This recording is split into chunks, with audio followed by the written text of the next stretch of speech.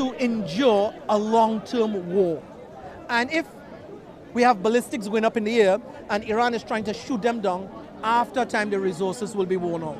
Now here was hugely problematic with Israel, Iran. actually, yeah. Not really, I don't think so with Israel. Here was my argument with Israel. Israel, for over 200 years, has dominated Hollywood. They have dominated the global economy in media, Hollywood, banking. So they have 300 years of wealth, resources, allegiance, government and states backing them.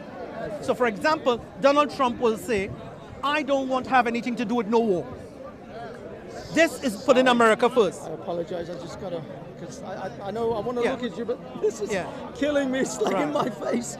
Go Now, ahead. if there's an opportunity for him to have military contracts of which he get paid to do what he has done and do more, as a businessman, Donald Trump will not refuse the opportunity to sell military expertise in destroying Iran.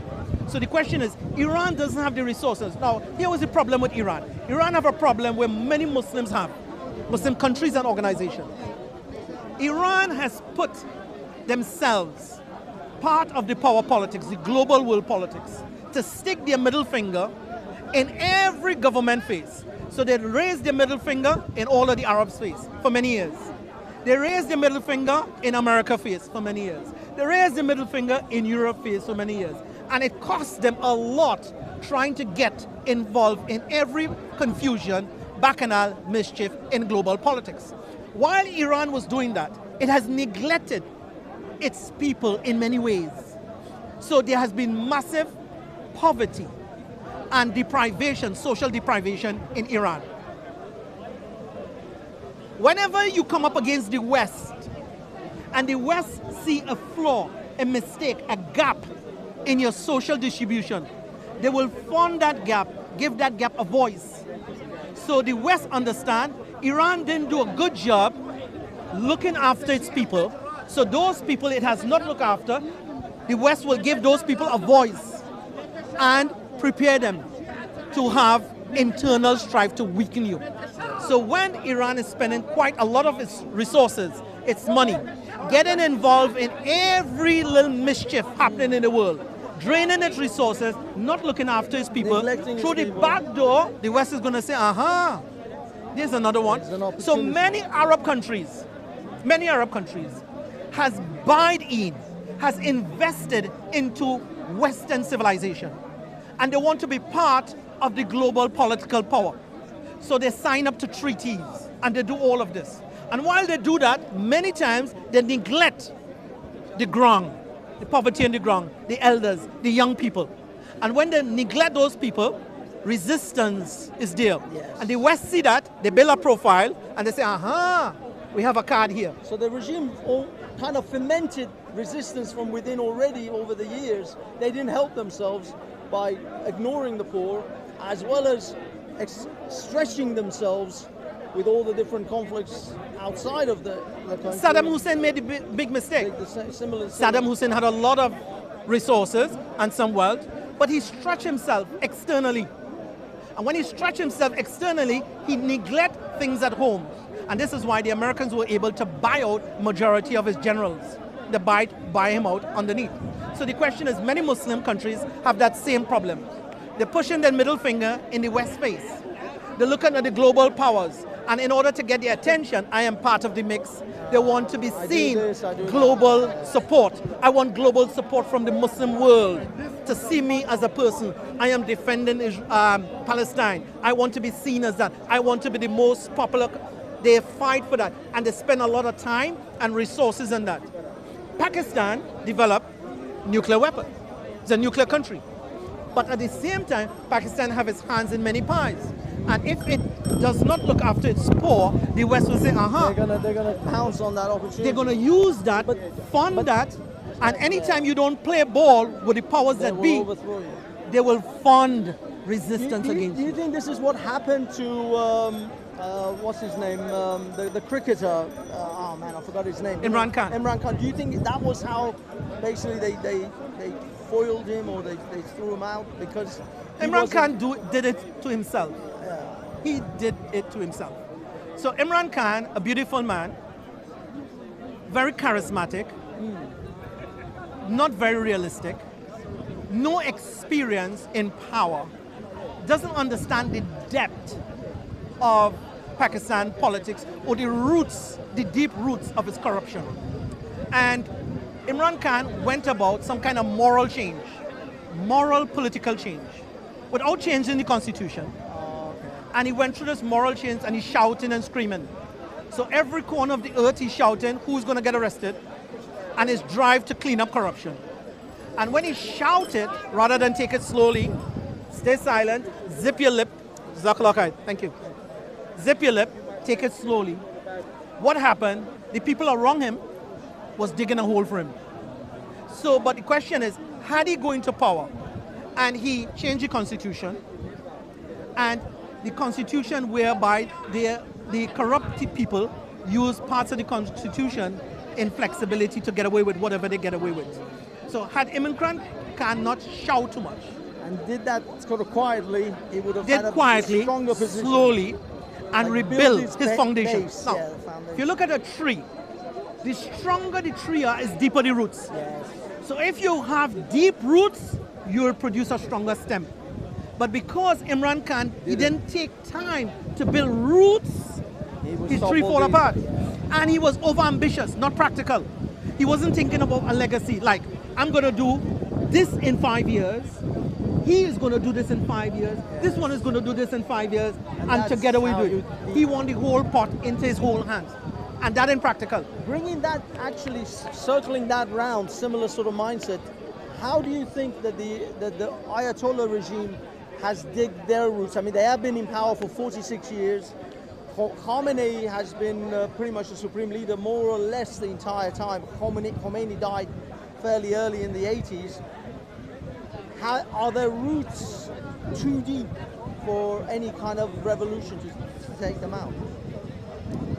To take them out, I wouldn't know how to answer that. I think Iran is complex politics, and I don't fully understand the political dimensions and the social aspects of Iran.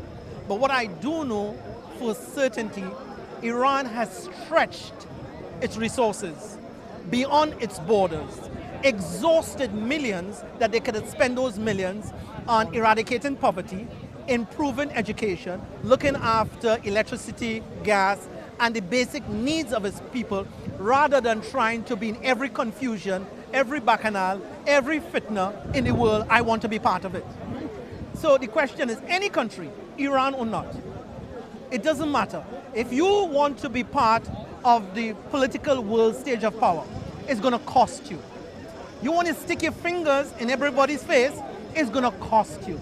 And when you neglect people on the ground, your military, people is going to buy them out. I mean, if you neglect your public servants, you don't look after them, they're going to buy them out. If you don't look after your borders, they're going to be sold out. And this is why it is said that there's huge amount of intelligence that went into Iran, like drones from Israel and all, because you spend so much time trying to be part of the global politics. You know, you're the center of the stage, your name is there, you want everybody to be cheerleading and clapping for you, and you neglect looking after home. So all the people in Tehran who's trying to leave, look at the traffic, no gas, right? No fuel to get out. They don't know where to go. And electricity was there. There's no money to cash. For any kind of like area, whilst the Israelis have all the tunnels and everything built, bomb shelters, the Iranians literally have nothing. They've just been left at their own resources. That's why when crises like that happen, people want somebody to blame for the pain that they have. So if you're in Iran and you're poor and you're struggling with safety, security, food, and the basic necessities, you want someone to blame. Who are you going to blame? Right now, it's going to be the regime. The government. 100%. And if you feel unhappy with your government, the Western powers now will come and say, the mere fact that the people is unhappy with you, gives us legitimacy to do whatever we want to do.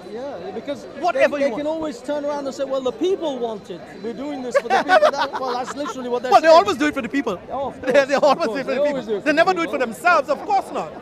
You see, that's been actually my kind of, although again, as I said, I have a bias, I want to get rid of the regime. But when people say to me, You don't have a bias, you have a just cause. well, you have a legitimate complaint.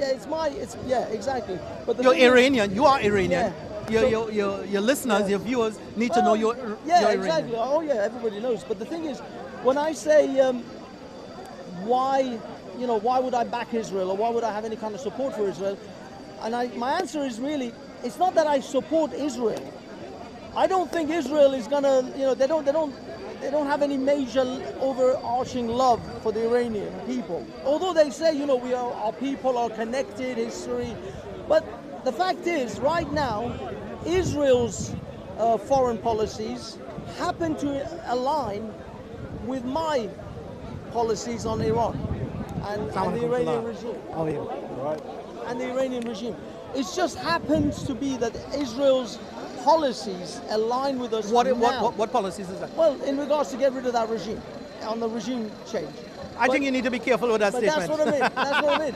If I was you, I would be very careful with that That's- statement. But that's exactly it. Because if Israel could turn Iran into a massive car park with no one living there for the next 1,000 years, but they're safe, they'll do it. Well, that's what your statement would be interpreted as. So, for example, do you support Hamas? Does Israel have a right to defend themselves? When a person says Israel has a right to defend themselves, that is translated to mean whatever Israel do to Palestine and Gaza is legitimate. That's what it means. So when somebody asks you, do you support Israel's right to defend themselves? What they're asking you, please give legitimacy, whatever they do is right. And secondly, if you say no because of whatever reasons you have, you put yourself under a security risk when you're traveling and otherwise. But, So, but that was my thing. It's always my support for Israel is always caged in the fact that Israel's current policy happens to align somewhat. But if their policy changes to we're just going to flatten Iran and just make it, irradiated for the next 1,000 years, no, that's not. That now we no longer are in line with But each here other. was missing in this conversation. This conversation is missing a very important element. It's missing something that no politicians want to talk about. The media doesn't want to push these questions to get answers for it. And the public is blinded one-sided. So it's like I'm driving a lorry with no rearview mirrors and no side mirrors. And that is the financial aspect of this. And as I said to you before, Donald Trump, the President of the United States, wants nothing to do with wars initially. But he would not mind getting involved if it means you're paying the right price. So the question is this: what is the financial dimensions? What are the financial perspectives? Who is gaining? Who is losing? So the question in all wars, It's about the money. people gain. So for example, some of the international laws of borrowing money is that if you borrow money internationally and your country is in state of war, then you're not obliged to make those payments until the war settles. Right. So the question, it does suit many countries. It's in their interest to be constantly in war. You're in a state of war. Always. So the question is, wars that are engineered, that where we see there are alternative to it. So the question is, if you have a problem with enrichment, uranium enrichment, you have a problem with it. Is wars the only way to resolve it? Are there other options? Or is it wars is sold, is portrayed as the only option? And this is what you call one-eye logic. The Antichrist system is a one-eye logic system. And when it presents a narrative to you about wars, it presents a narrative is either you with us or you're against us, as George Bush said. So the Antichrist makes a narrative based on one-eye logic, that if you do not engage and support this war, what you're actually doing, you're supporting terrorism. And you get scared because of the scaremongering tactics. You don't want to be a terrorist. You don't want to support terrorism. So I support you. Yeah. So this kind of dichotomy works on stupid people. Kind of a false dichotomy. But Well, yeah. Well, I mean, actually, It works on some people. Just in between of what you're saying, the Prince of Iran, the Crown Prince, Reza Shah's son, he literally said this. The very thing you're saying, he said, Israel and America seem to only have this dichotomy, or giving us this choice of either Iran completely abandons its nuclear ambitions or nuclear enrichment, or there's war. Whilst I've been suggesting, no, there is a third option. And the third option is empower the Iranian people. I and my compatriots will work with you to empower the Iranian people, to overthrow this regime. Then you'll meet not only your nuclear goals of Iran being, taken out, take out all the enrichment plants and all of that, and we get regime change, and it'll be done without you having to go to war, without you having to fire a shot. We can do this if you just work with us, but they refused. Clearly, that wasn't financially beneficial or whatever. But the question is, if we had, you and I had the opportunity to advise the Iranian government as what would be the best steps forward. So they would either look at, number one, their ideology. So they might be driven by an ideological response or ideological path. They would say, ideologically, this is what we must do. Morally, religiously, ideologically, this is our duty. They do have a martyrdom kind of aspect to it as well. They can take that narrative. The other narrative they can take is that we, as a government, must first look after our population. And there are some people who are rich in Iran, filthy rich. They would have options to the safest place. They'll have options to the best food. They have multiple options. The people in Iran who doesn't have a lot of choices, they are vulnerable people. What can we do to our vulnerable people? What can we do for them? So the question would be for us as a public to send messages to the Iranian government and to the people of Iran what the Iranian people should do now with the power they have in their hands. So the question, your country is attacked, and in it being attacked, the elite, the rich, the upper class can fend for themselves. And if you're not from those protected classes, then you will suffer severely. So if you're a member of the government, you'll have the safest place to be. Well, yeah, I mean, I think they've sent most of their families out of the country already. Right, so the question is, the rest of people who don't have the option, the power, the ability to leave, what are you going to do for those people? So our message to the government really is to make decisions to look after the least, the poorest, or the most vulnerable of your people who cannot look after themselves. Children, the working class, the people who work from salary to salary. Yeah. But I don't. You see, the thing is, the Iranian government has never cared about the population like that.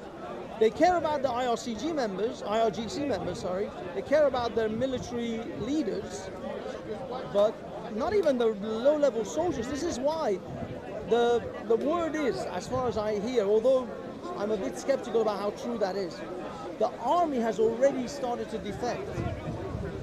And some of the other groups of the military have already done that.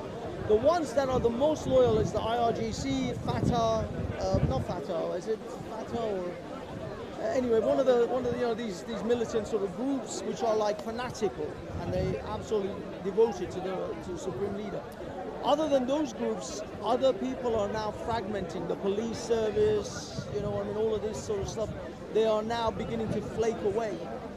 And like what you said, it doesn't look like, at least from outside, from the reports that we're getting, that the government is actually setting out, mission statements saying, we are here to look after you, to the people.